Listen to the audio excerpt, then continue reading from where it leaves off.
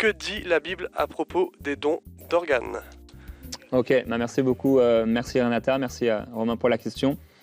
Et merci aussi pour votre soutien, Renata, puisque j'entends que vous faites partie des semeurs. Alors, de tout mon cœur, merci et que Dieu vous bénisse. Alors, les dons d'organes, ça fait partie des sujets qu'on ne développe pas le dimanche matin à l'église. Il y a plusieurs questions comme ça auxquelles je vais répondre cette semaine, qu'on n'a pas forcément la possibilité de pouvoir répondre ou parler de ce sujet le dimanche matin lors d'un culte habituel. Alors, c'est sûr que la pratique de donner ses organes à l'époque de la rédaction de la Bible, que ce soit l'Ancien ou le Nouveau Testament, cette pratique n'existait pas. Donc, on ne trouve pas de verset directement associé à cela. Et quand il s'agit de ces pratiques qui n'existaient pas au temps de la Bible, on pourrait parler de toute la technologie, etc. On doit se poser donc en effet des questions en tant que chrétien. Est-ce que cette chose est juste? Est-ce que cette chose est bonne?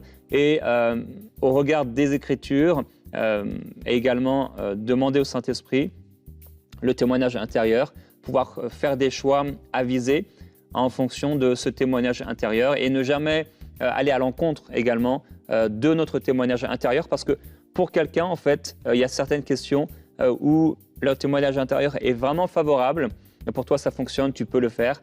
Et pour d'autres, au contraire, le témoignage intérieur est défavorable. Le Saint-Esprit dit non, on ne comprend pas pourquoi. Comme le Saint-Esprit a refusé à un moment que les apôtres aillent en Asie. Donc, il y a eu un refus. Certainement, peut-être que d'autres auraient pu y aller, mais pour eux, c'est un non à ce moment-là. Et l'apôtre Paul a pu aller à un autre moment. Donc, la Bible ne traite pas directement des dons d'organes, mais il y a des principes et des valeurs qu'on retrouve dans la parole de Dieu, comme celui, par exemple, d'aimer son prochain comme soi-même. Et des fois, on a des convictions profondes, on peut être même très, très dur, particulièrement au début de notre vie chrétienne, mais des fois, on va rester comme ça, malheureusement, avoir des réponses toutes faites et dire « Ah non, ça, c'est la Bible dit ceci ». Mais quand on se retrouve dans la situation, eh bien, notre théologie est changée en un instant. Si aujourd'hui, peut-être vous êtes totalement opposé au don d'organes, mais que demain, votre propre enfant, votre épouse, votre époux, votre meilleur ami est sur le point de mourir et que vous pourriez peut-être, soit vous, lui donner un organe ou simplement accepter que quelqu'un lui donne un organe, vous allez peut-être changer d'avis parce qu'en fait, vous aimez cette personne et bien sûr, Dieu aime cette personne. Alors, la volonté de Dieu est toujours de guérir. Cependant, il y a parfois des situations où des personnes ne réussissent pas à obtenir la guérison, ils ne la trouvent pas, ils ne la reçoivent pas. Et à ce moment-là, eh bien, ces personnes peuvent être sauvées en recevant un organe. Je crois personnellement que c'est une bénédiction et qu'on peut remercier tous ceux qui ont travaillé, et c'est la sagesse que le Seigneur leur a donnée dans la médecine pour pouvoir permettre à des enfants, à des femmes, à des hommes de pouvoir être sauvés de situations qui auraient pu leur coûter la mort et de voir leur situation, leur vie aussi changer avec des personnes qui sont vraiment en train de vivre, entre guillemets, en suffoquant à cause du fait qu'ils ont un organe qui vraiment est près de s'éteindre, entre guillemets, ou un organe qui ne fonctionne absolument plus et ils ont besoin d'une intervention. Alors, vous personnellement, si vous avez le désir de donner un organe ou même à votre mort de pouvoir remettre à la médecine vos membres, etc. Je crois qu'on est le temple du Saint-Esprit, notre corps en tout cas est le temple du Saint-Esprit et il faut agir en accord avec le Saint-Esprit. Peut-être que certains m'écoutent aujourd'hui et vous avez besoin d'un organe, vous connaissez quelqu'un qui a besoin d'un organe ou vous-même, peut-être vous sentez porté à donner ou alors même à votre mort, vous êtes devant un choix et on vous propose de faire don de votre corps pour la médecine. Que le Saint-Esprit puisse vraiment mettre en vous une conviction par rapport au don du sang aussi. Peut-être vous avez été bloqué jusque-là, mais vous dites non, mais c'est vrai, moi, en fait, c'était peut-être juste religieux et je sens dans mon cœur toujours le Saint-Esprit qui me pousse à pouvoir donner mon sang.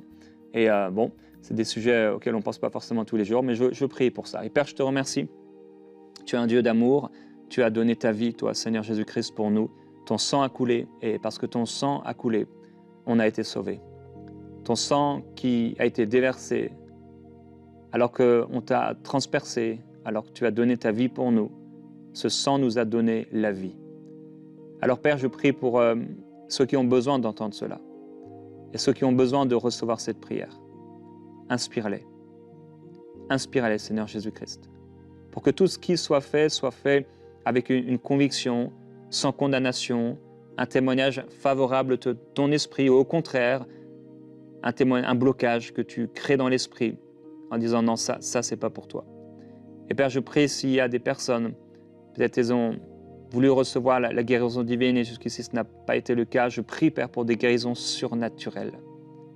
Toi, tu peux recréer des organes, tu peux refaire fonctionner des poumons, tu peux faire fonctionner ou créer ce qui n'existe plus ou pas. Et je te demande, s'il te plaît, des miracles, des signes et des prodiges au nom de Jésus-Christ. Seigneur, si certains font le choix de recevoir ou de donner un organe, je prie que si quelqu'un a besoin d'un organe, c'est le choix qu'il fait. Père, qu'elle puisse le recevoir. Si un enfant a besoin, Seigneur, si une femme a besoin, si quelqu'un a besoin, je te demande, s'il te plaît, d'étendre ta main, toi le Dieu des miracles, pour que cette personne puisse le recevoir au nom de Jésus-Christ et te servir. Alléluia, merci Seigneur.